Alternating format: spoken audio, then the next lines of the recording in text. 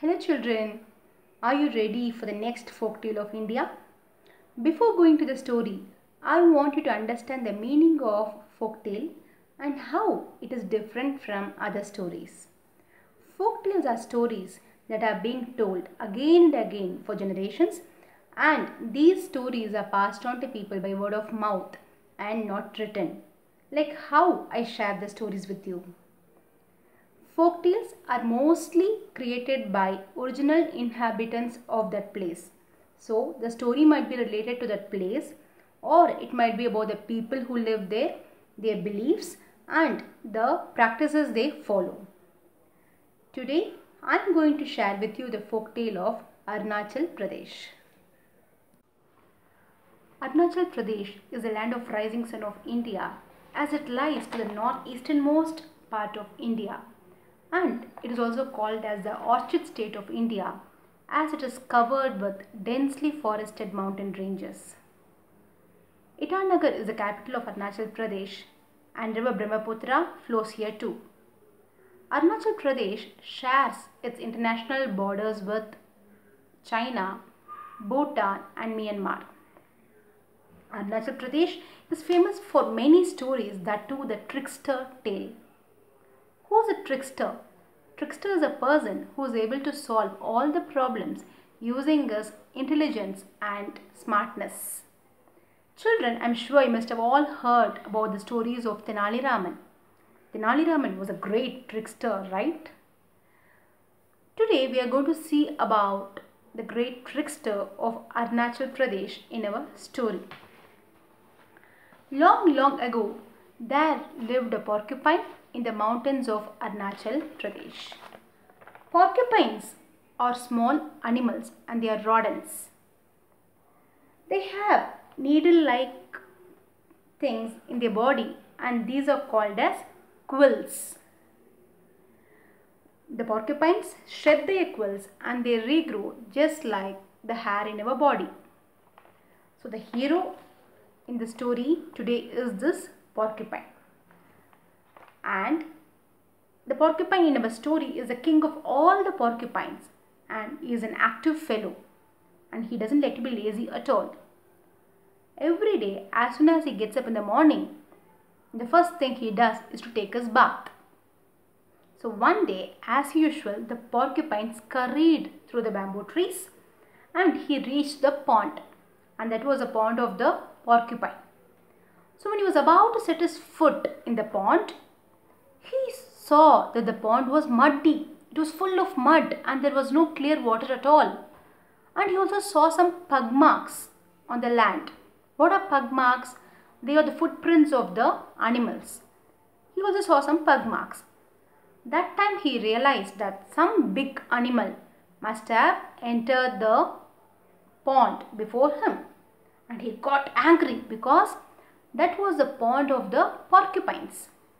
So immediately he called his minister and said, "Here minister, go and find out which animal has taken bath in our pond. It is our pond and no animal can enter our pond.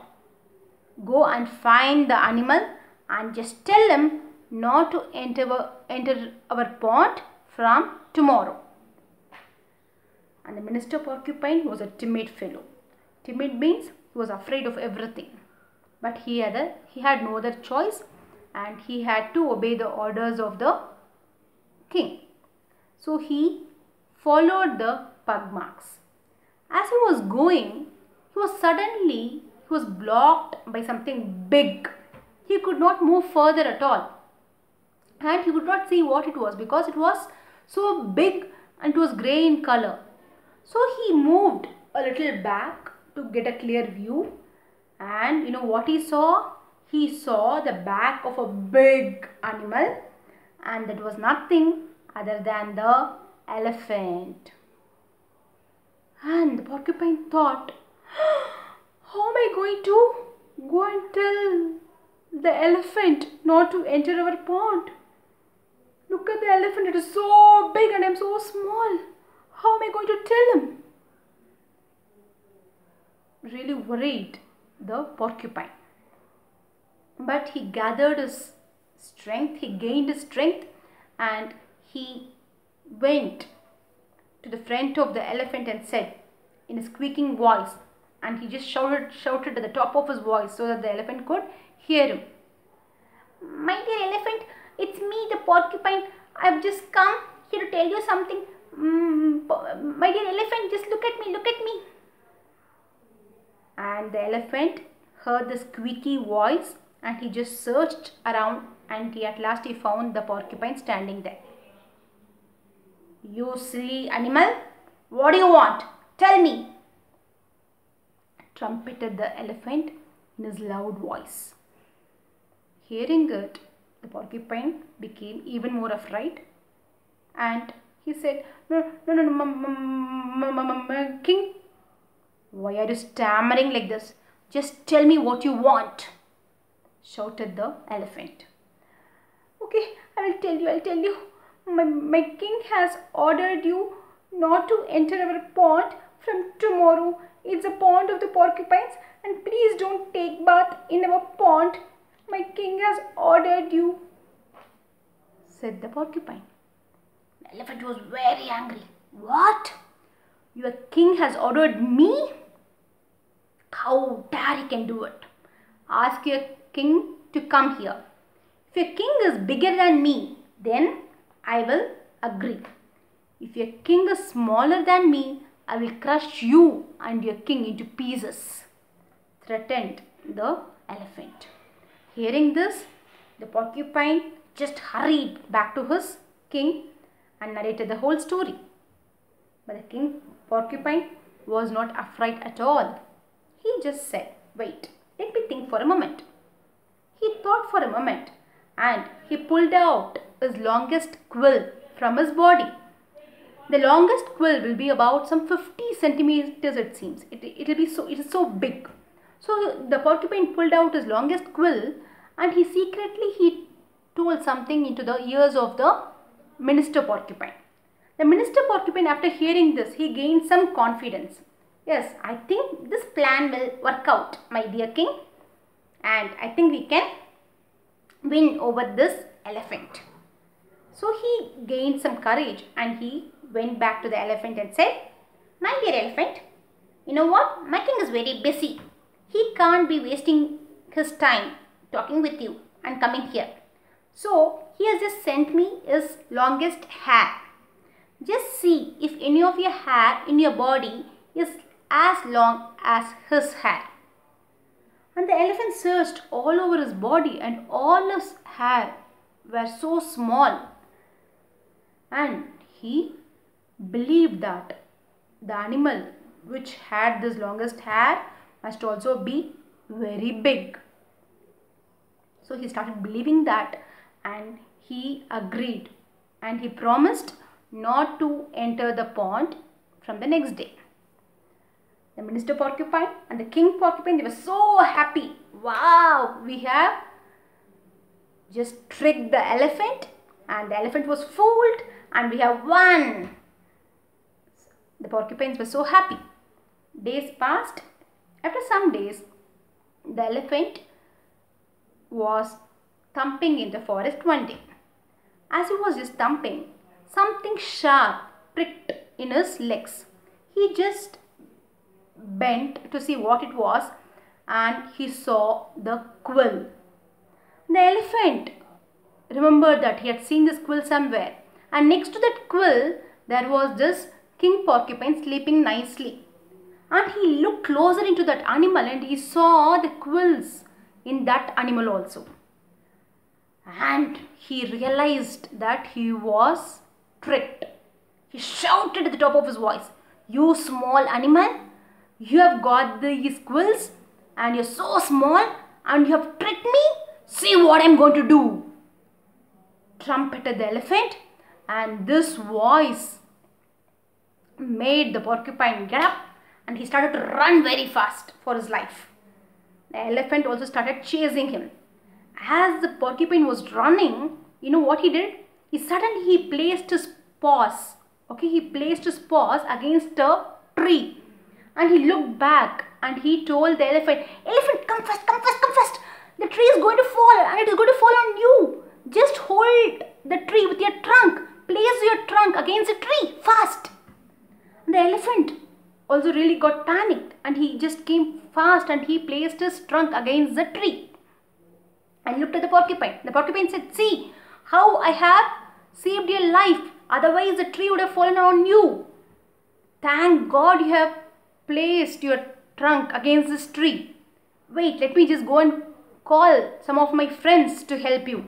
Wait, and hold this tree properly with your trunk, otherwise the tree is going to fall on you. Beware, said the porcupine, and he went away. The elephant also looked at the tree, and it was actually, the tree was leaning forward as if it was about to fall. So he just placed his trunk tightly against the tree, and there was no sign of the porcupine at all. And he was just holding it and his trunk started paining. And he thought, oh, I have to save my life somehow. And my trunk is also really paining. So I have to just get away from this place. So he just thought of just running away immediately from the place to save his life. So just leaving the tree, he just ran to the nearby clearing and he closed his eyes and ears, thinking that a big crashing sound would come. He thought the tree is going to fall and a big crashing sound would come, and he was just waiting for that sound to come. But nothing came, nothing happened. So he slowly opened his eyes and he saw that the tree was standing perfect. And he saw that the tree was actually a bent tree. Okay, some trees grow straight and some trees will be bent, right? So it was a bent tree and it was not a falling tree. Again, the elephant was tricked and he was very angry. Again, I have been tricked by this porcupine. I will not allow this to happen. I'll find the porcupine and I'm going to crush him into pieces, thought the elephant. And the elephant searched all over the forest. And at last he found the porcupine and he just ran to the porcupine to attack him.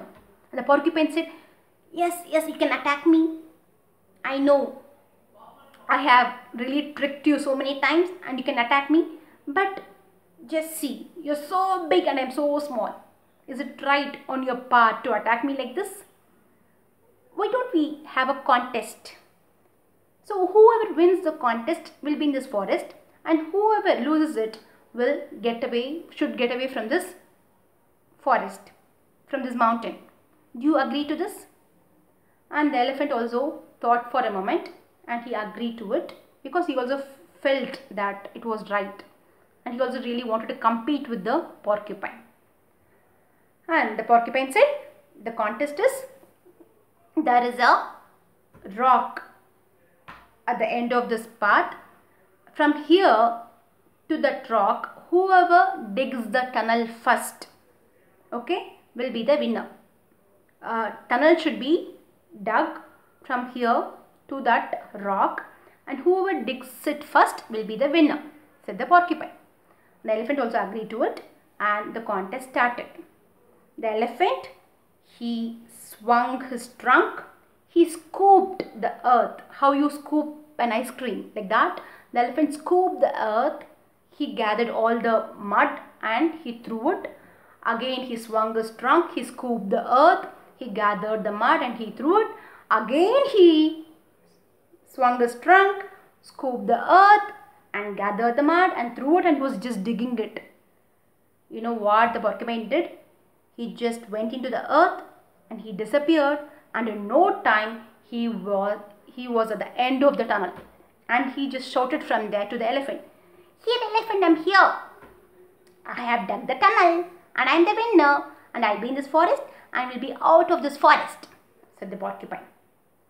The elephant realized, no, this is not a fair contest. You are so small and you can dig the tunnel immediately, but I'm so big, it will take some time for me to dig the tunnel. No, this is not a fair contest at all. We should have another contest. And you know what?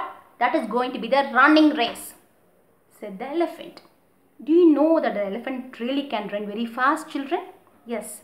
So the elephant thought it will surely win the running race, and it said, we are going to have the running race. And the elephant said, we are not going to have the running race today.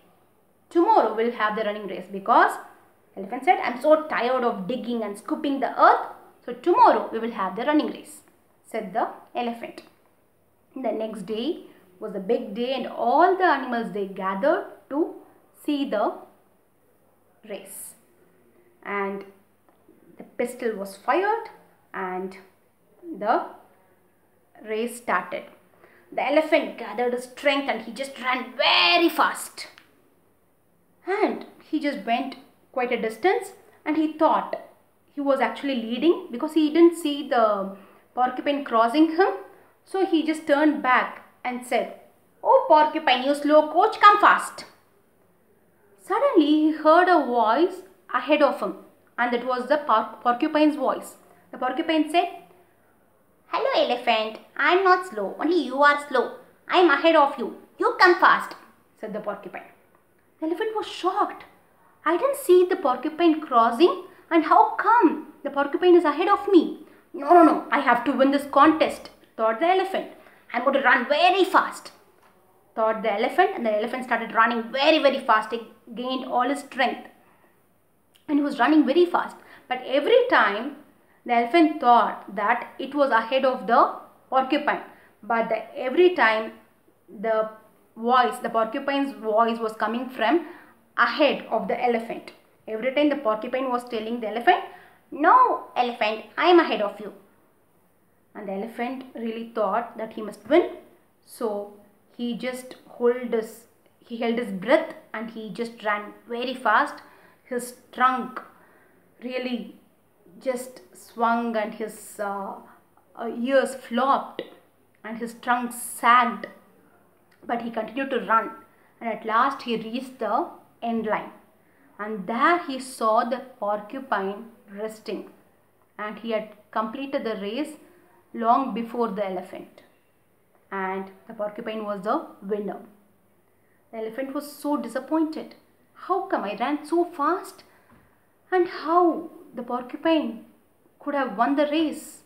But he had to accept his defeat, and he swore not to return to the mountain from that time, and he left the mountain. And that's the end of the story. Did you like it, children? And do you really think that the porcupine won the race, or do you think the porcupine must have tricked the elephant?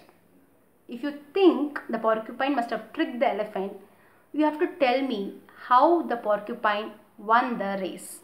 I know you can't tell me, so write in the comment box. Okay? How do you think the porcupine must have won the race, running race? Okay? I hope you like the story. Sometimes I really feel pity for the elephant because he was tricked every time, right? But you should understand that the elephant was really wrong at first, because he intruded into the place of the porcupine. It was the land of the porcupine, and he thought using his physical strength he could control the porcupines. But did you see how the porcupines win over the elephant? Not with their physical strength, but with their intelligence and smartness. So this is the story of the trickster porcupine. So tricks can be used to protect yourself and to help others, but the same tricks should not be used negatively, right? You must have heard about the stories of Tenali Raman and Birbal stories. Do you know, have you listened how they beautifully they use their tricks to help others? The same way the porcupine also used the tricks to save himself and his fellow mates. So children, I am eagerly waiting for your comments at the comment box. You are going to tell me how the porcupine won the running race? What tricks did he use to win the running race? Okay, see you all at another story next week, at another folktale next week. See you.